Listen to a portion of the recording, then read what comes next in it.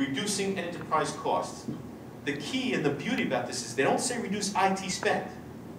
Please invest in automated tools to reduce my operational costs in other part of the business. So, what I do is I send my IT people out at least once a year for a full week to somewhere in the business. But for them to go out and spend time in Germany or in Asia or in Australia, come back to me with an idea for them to be more productive. An example I saw in Europe, made up of many countries, there is an army of financial reporters. They are doing manual processing, getting data out of transactional systems, compiling Excel spreadsheets, giving monthly reports. 15 people. Probably, and I'm going probably a little low, that's $1 million a year in compensation, as well as other things, because they don't have tools. I presented that to the CFO and says I can reduce that headcount to be refocused. So the best way you present, never say I'm going to give you a tool to cut heads. What I'm going to do is give you tools to reduce the headcount in an area that's not a value add to our shareholders, so you can take those 15 heads and they can focus on growth. Notice how I covered both? I got your operational costs, and I just told you how you can get growth. Hopefully you see the examples that I'm giving you is how your mindset has to think to be business. Now, I went back to my IT team and I told them about this. And they said, wow, you know what? We've got a good warehouse, data warehouse. We have the data already there. They've never asked us to pull that data. We can create a data mart in Europe, and using a business intelligence tool like Business Objects, I can create. Great! Get going. So you notice how we then related to IT, we come up with a solution, and then the business here is, wow, you're giving me value add, you're helping me to reduce certain enterprise costs, and you're giving me growth because I'll take those reporting people to focus on customer satisfaction and call them how we can grow them. Attract and retaining new customers. That's what I call, what is a competitive advantage? One of the things that we always look at, a company's face out on the electronic side is their web portal. And I always tell my team, if we're not as simplistic as Amazon.com to purchase products, we've failed.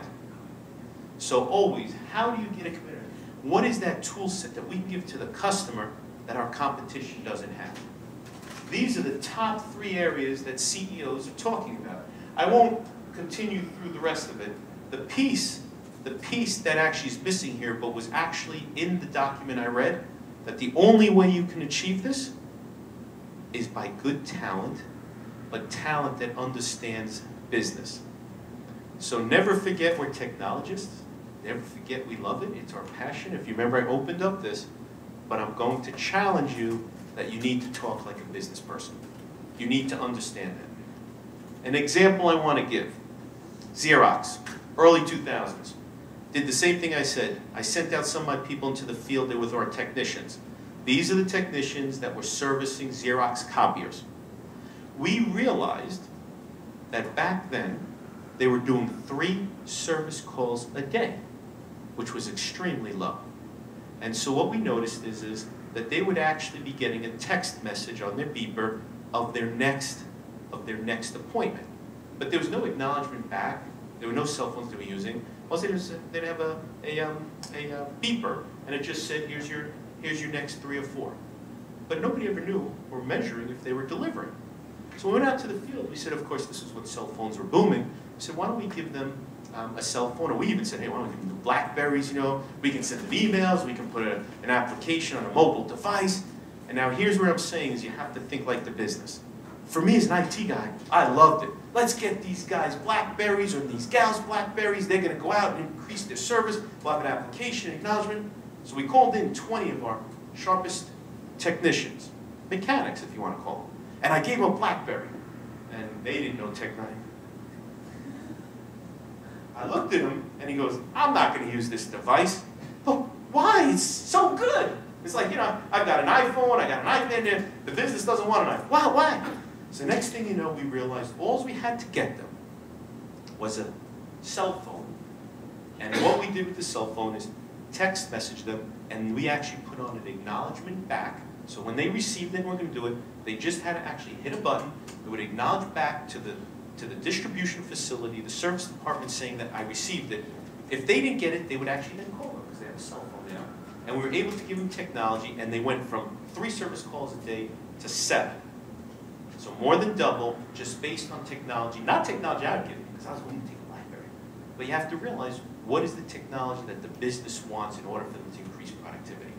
So that's where you're aligning your people with technology, but technology that they can absorb and they could use, not just the latest and greatest. So never come out with the idea, hey, the iPhone's the best thing since sliced bread, I'm going to do it. The question is, what's the value?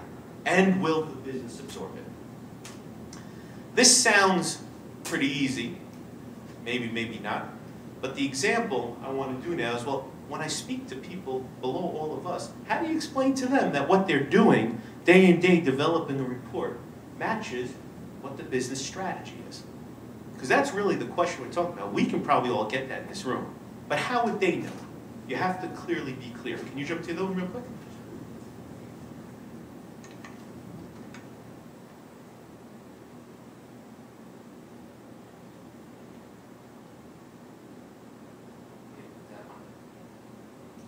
Slides. Go back. Here's an example. Actually, I decided to use an example from my last company. So I wanted to show how you can become strategically aligned at a developer's level to show there's value for your customer and your organization. So take a look at this. So this was our business strategy at Westcott. Deliver consistent, high level of course, deliver consistent growth, leverage distribution capabilities, emphasize continuous improvement, and let's enhance the partner experience. So that's what the business said. My CEO stood up, went out to shareholders and says, this is how we're going to do it. So I took that and I said, the corporate goal is enhance customer experience. First box. And if we take a look at what the business objectives were, so they said we're going to enhance partner experience. Then they said we want to leverage our current customers focused on new services, cost efficiencies, and margin growth. So in order to enhance the partner experience, we're going to take those customers and want to give them something new. We want to grow their revenue. So we have customers, we just want them to grow larger. So what is the IT goal? Let's make sure that they're all coming through a web portal, right? Let's make sure that we improve our e-business solutions to them. And we want to exceed now our business, because we're giving it to our business, so we'll give it to the customer. So far, nothing difficult. You can see how we're walking through. But I still haven't gotten to the developer who's going to do something to understand, how does this help our company? Whoa. I deleted a slide. I'll walk you through it. Sorry. So the next slide would have been the IT goal, which was improve e-business solutions, which then would have tagged on to implementing credit card transactions on our web portal. And the developer was developing tools so that customers can put in their credit card so that they can pay for our services. So if I'm a developer and I heard that I'm putting in a credit card and so on, okay, everybody puts in credit cards. We didn't have the tool. How is that helping our customer? They can back up and see the goal was to make sure that we were driving new e-business solutions. So your credit card solution that you're working on is for our IT goal. And our IT goal goes back to the business objective, which is tied to a partner, which then ties back to enhancing the partner experience. So every one of our developers knew what they were working on how they line back to this matrix. So the point I'm saying is you have to communicate to your team the benefit to the business. Otherwise, you're just going to have technical people behind closed doors, and they won't have the sense of urgency to deliver to their business. The one last message on this slide is clearly, we can talk all we want. If you don't execute, you don't deliver, and then you don't measure it, it will fail. Clearly. Can we hop back? Sorry about that slide. I guess, it's a Saturday.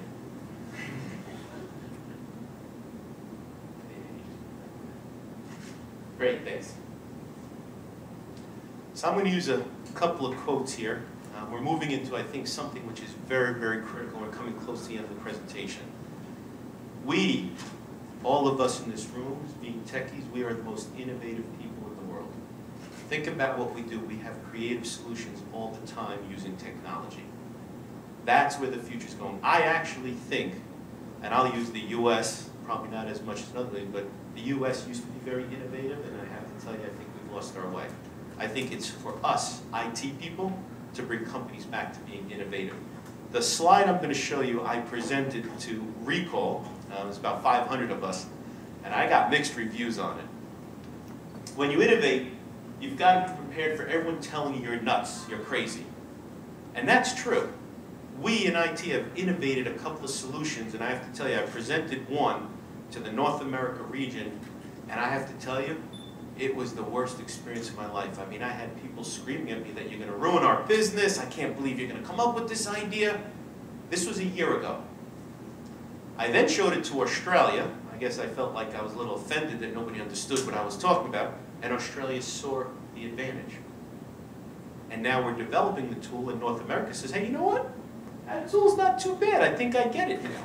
So you have to be brave, because a lot of people are going to tell you, doing innovative ideas, they can't see that. They can't go forward. One thing, and the example I'll give, I love the car industry. I have a new car, and it's keyless start. So I just have a button. I push the button. Okay, so everyone sees you push the button. My wife was with me, and I told her, look at this new thing. I push the button, the car starts. She goes, yeah, but the key is in your pocket. Yeah? Well, whether it's keyless start or not, you still have it. Because she was thinking her purse wasn't big, I don't want to hold the key. Now, the history of keyless start, which nobody knows, my dad was in the industry, 10 years ago when they did the push button start, it was really to be doing biometrics and to use a fingerprint. But they knew 10 years ago people would trust that. Think about 10 years ago that you would just use your fingerprint, someone's going to know that was going to happen, someone would cut my finger off, start the car. So what they said is let's acclimate them. Let's keep the key in your pocket and push the button. And that's what they did. And I can almost guarantee you in the next 5 to 6 years, probably sooner, you will not use the key to open your car. It will actually synchronize whether it actually, we even have vascular readers now. We get into a building, I put up my veins, and they know exactly that it's me, and I get into buildings. So what I'm trying to do is you have to be brave. You have to think innovative. And that was from Larry Ellison, Oracle. Now, Steve Jobs. Innovation is the ability to see change as an opportunity, not as a threat. This is a key point. We didn't talk about it. Change is scary for people. To be innovative, you need to change. If you're willing to change, you'll be successful. Then the last one by Thomas Edison. There is a way to do it better, find it. We all feel comfortable. Every day, even me, every day I get up at the same time, I eat the same breakfast, I have the same cup of coffee, and I get to work at the same time. Did you ever get into traffic and you're all like, oh my God, I'm late. I don't know what to do. Well, you know what? Maybe I'll take an alternative route. Maybe I'll stop at a Starbucks, connect online there, and take my conference call at a Starbucks. Not stressed, still productive.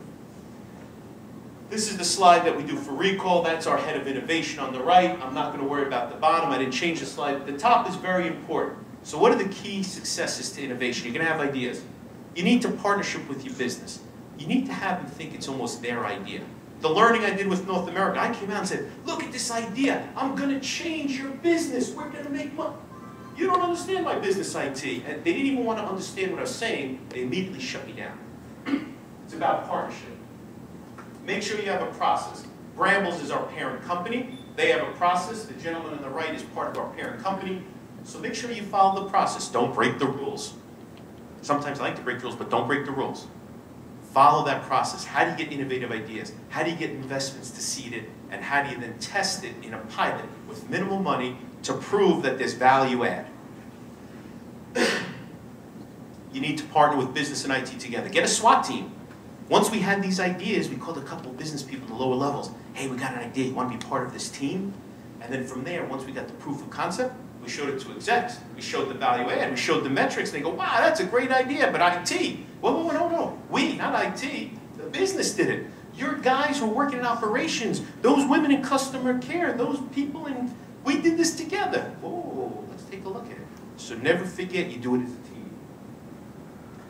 Culture change. Now, this is tough. There's very few companies that are innovative and their culture's innovative. Recalls is not. I know that. But you really do need to have a cultural change. So I'll tell you right now, that's the toughest thing, and you'll have to kind of do grassroots, we call it bottom up. A lot of people have a lot of good ideas. I bet you if we all go out together and I sit next to each and every one of you, you probably have some good innovative ideas. But how do you get those ideas in a company? How do you get those smart people to tell us that idea? And then how do we as leaders, and I'll look at myself and say, how do I get those ideas to try to do a proof of marketing? You need to make